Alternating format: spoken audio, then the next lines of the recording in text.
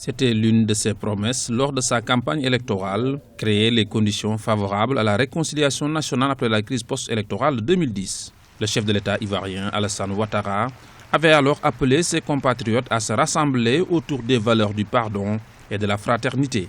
Pour avancer sur la voie de la réconciliation, nous devons affronter notre victoire et notre histoire.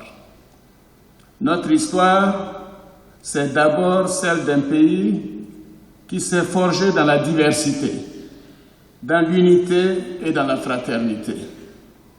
C'est aussi celle d'un pays qui, contre toute attente, s'est détourné de ses valeurs et a connu une grave crise identitaire.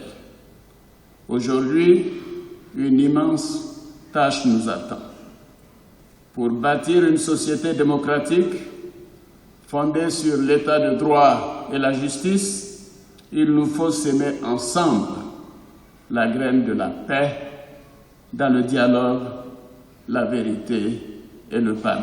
Pour de nombreux Ivoiriens, la réconciliation nationale connaît toutefois des zones d'ombre. Les autorités ivoiriennes sont accusées d'appliquer une justice des vainqueurs suite aux actions judiciaires lancées contre plusieurs anciens ténors du FPI, le Front populaire ivoirien.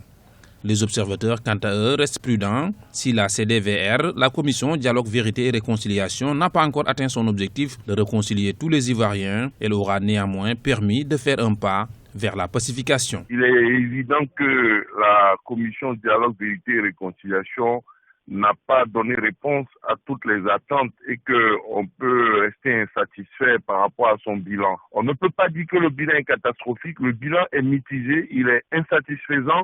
Et au-delà de la CDVR, ou plutôt au-delà de l'équipe actuelle, de la commission actuelle et du président Bani, il est important de poursuivre cette réconciliation avec des acteurs nouveaux et différents, tout en prenant en compte les acquis du travail réalisé par la CDVR et aussi l'expérience acquise par le président Bani et l'ensemble de son équipe. Un fonds de 10 milliards de francs CFA a été mis en place pour indemniser les victimes de la crise post-électorale de 2010-2011.